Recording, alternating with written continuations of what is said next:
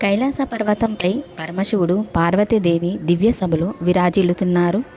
అదే సమయంలో అలకాపురిలో ధనాధిపతి కుబేరుడు తన అపారమైన సంపదను చూసి గర్వంతో మునిగిపోయాడు. ప్రతి బంగారు కూడా అతని అహంకారాన్ని ప్రతిబింబిస్తుంది. కుబేరుడు ఒకప్పుడు పరమశివుని అనుగ్రహంతో ధనాధిపతి అయ్యాడు. కానీ కాలక్రమేణా ఆ అనుగ్రహాన్ని మరిచిపోయి తన సంపదను తన శక్తిగా భావించాడు. దైవకృపను మరిచిన చోట అహంకారం పుడుతుంది. ఈ 3 లోకాలలో నాకంటే ధనవంతుడు లేడు అని కుబేరుడు తన మనసులో అనుకున్నాడు. ఆ ఆలోచన అతని పతనానికి మొదటి మెట్టు అయింది. ఎందుకంటే అహంకారం నెమ్మదిగా మనిషి వివేకాన్ని కప్పేస్తుంది. తన వైభవాన్ని దేవతలందరికీ చూపించాలని కుబేరుడు సంకల్పించాడు. వేలాది రకాల వంటకాలతో ఒక మహావిందును ఏర్పాటు చేశాడు.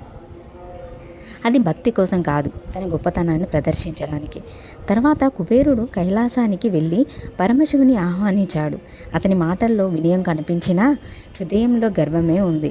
దేవుడు మాటలను కాదు, మనసును చూస్తాడు. పరమశివుడు చిరునవ్వు నవ్వాడు. పార్వతీదేవి కూడా కుబేరుని అంతరంగాన్ని గ్రహించారు. ఇతనికి ఉపదేశం అవసరం, శిక్ష కాదు అని శివుడు భావించాడు. శివుడు తన కుమారుడు గణేశుణ్ణి పిలిచాడు. కుమారా, కుబేరుని అహంకారాన్ని వినయంగా తొలగించు అని ఆశీర్వదించాడు. గణేశుడు నమస్కరించి ప్రయాణమయ్యాడు. చిన్న బాలుడి రూపంలో గణేశుడు అలకాపురికి చేరుకున్నాడు. ఆయనను చూసిన కుబేరుడు పెద్దగా పట్టించుకోలేదు. రూపాన్ని చూసి తత్వాన్ని గుర్తించలేకపోయాడు. గణేశుడు చిరునవ్వుతో ఒకటే మాట అన్నాడు. నాకు చాలా ఆకలిగా ఉంది, ముందుగా భోజనం పెట్టండి. కుబేరుడు నవ్వుతూ సేవకులకు ఆదేశించాడు. బంగారు పాత్రల్లో వంటకాలు వడ్డించారు. గణేశుడు అన్నింటినీ క్షణాల్లో తిన్నాడు. అయినా ఆయన ఆకలి తీరలేదు. మరోసారి వడ్డించారు. మళ్ళీ అన్నీ అయిపోయాయి. వంటశాలలోని ప్రతి పాత్ర ఖాళీ అయింది. సేవకులు భయంతో వణికిపోయారు. వంటవాళ్ళు ఏమి చేయలేక అర్థం కాక నిలిచిపోయారు. కుబేరుడి ముఖంలోని గర్వం మెల్లగా మాయమవుతోంది. గణేశుడు ప్రశాంతంగా అడిగాడు, ఇంకా ఏమైనా ఉందా? ఆ ప్రశ్న కుబేరుని హృదయాన్ని కదిలించింది. చివరకు రాజభవనంలో ఉన్న అన్ని ఆహార పదార్థాలు ముగిశాయి. అయినా గణేశుడు తృప్తి చెందలేదు. అప్పుడు కుబేరుడికి తన ధనం పరిమితమని తెలిసింది. గర్వంతో నిండిన మనసు మొదటిసారి భయంతో నిండింది. నా సంపద కూడా సరిపోవడం లేదా అని అతను ఆశ్చర్యపోయాడు.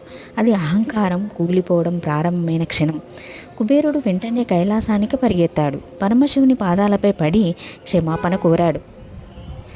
ప్రభు, నా గర్వం నన్ను అంధుణ్ణి చేసింది అని విలిపించాడు.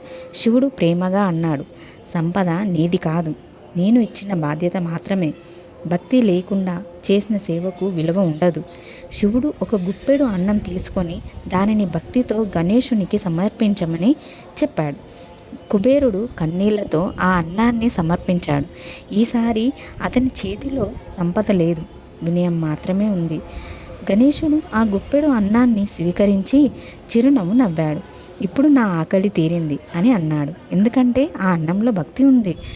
కుబేరుడు ఆశ్చర్యపోయాడు. 1000 వంటకాలు చేయలేని ఒక గుప్పెడు భక్తి చేసింది. అదే దైవ సత్యం.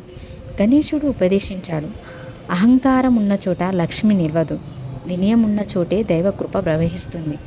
కుబేరుడు తన తలను వంచి నమస్కరించాడు. ఇకపై నా సంపదను సేవకు, ధర్మానికి వినియోగిస్తాను అని ప్రతిజ్ఞ చేశాడు. పరమశివుడు ఆశీర్వదిస్తూ అన్నాడు, ధనం మనిషిని గొప్పవాణ్ణి చేయదు, ధనాన్ని ఎలా ఉపయోగిస్తాడో అదే అతని గొప్పతనం. గణేశుడు చిరునవ్వుతో తిరిగి కైలాసానికి చేరుకున్నాడు.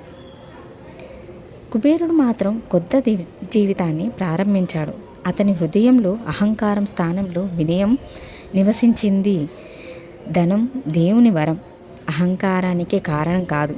భక్తి లేని వైభవం శూన్యం. వినయం ఉన్న హృదయంలోనే దేవుడు నివసిస్తాడు. గణేశుడు బాహ్య విఘ్నాలను మాత్రమే కాదు, తన అంతరంగంలోని అహంకారాన్ని కూడా తొలగిస్తాడు. జీవితంలో నిజమైన ఐశ్వర్యం సంపద కాదు, భక్తి, వినయం, సేవాభావమే. అహంకారంతో కూడిన బంగారు పర్వతం కంటే భక్తితో సమర్పించే ఒక గుప్పెడు అన్నమే భగవంతునికి ప్రియమైనది. వినయం ఉన్న హృదయమే నిజమైన ఆలయం.